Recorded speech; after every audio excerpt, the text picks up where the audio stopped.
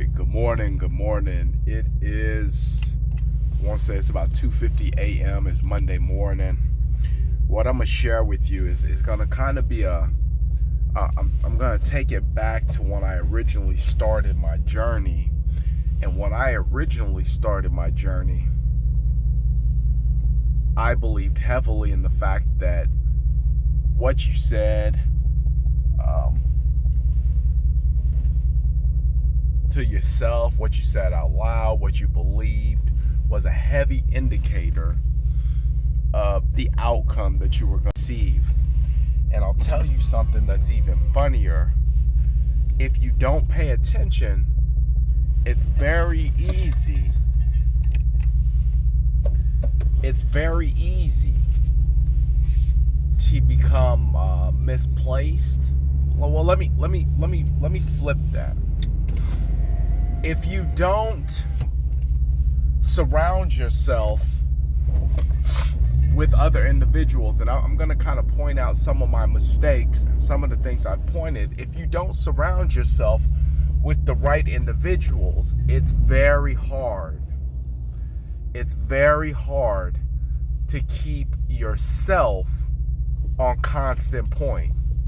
And you might be like, well, what do you mean it's hard to keep yourself on constant point? Well, it's very easy to get out here, go work out, go exercise, go do what you feel like you need to do to get your body in shape. But then it's another thing to keep up that mentality, to keep up that thinking, to keep up that way of being for an extended period of time. And think that you're just going to constantly stay motivated. So put it like this, when I got to exercising, and I said, I want my body to look better. I want to be in better shape. I want to be able to keep up with my kids. It started with some push-ups and some sit-ups. I think it was 20 push-ups, 10 or 20 push-ups before I got in the shower, 10 or 20 sit-ups. Something simple, something that I could be consistent about. But as my need to grow inside of my fitness grew, the more I knew I needed to be around or in the environment of other people who wanted the same thing. And we can become complacent by being alone. And I just figured this out.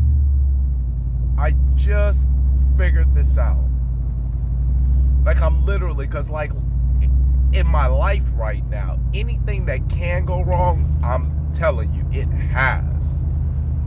Short of somebody dying, all the things that you can think of that you just don't want to bother you have come up. We're not going to have a tire get flat. That's not going to happen. You see, I had to change that up because I could have very well threw it in there and said, but this didn't happen. And then the next thing you know, the tire blows out. But what ends up happening is we want to get to the next level, but our pride has us feeling like we already got it figured out. We already know what to do. We already got this. So therefore, we don't necessarily need to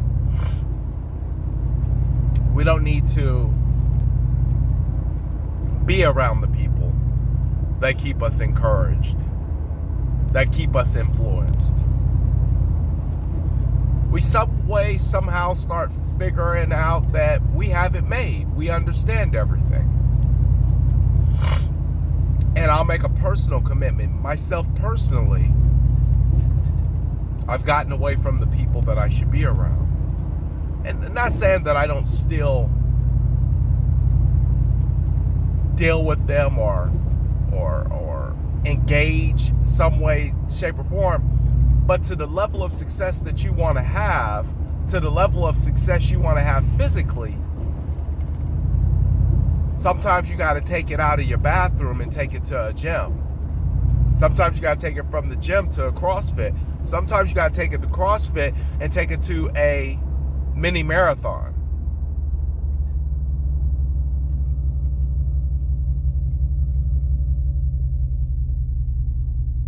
You know, you can get in your own head and get to a point where you say, I got to figure it out. And, you know, what I know from studying a lot of people,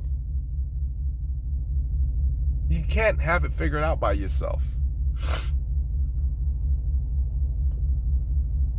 You don't have it figured out by yourself.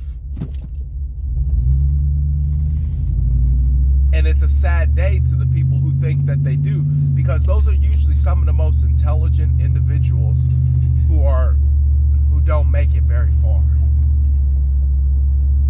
So you got to ask yourself right here, right now, am I willing to swallow my pride? Because I have to ask the same question. Am I willing to swallow my pride so that I can make it where I need to make it? Because if you're not, you won't.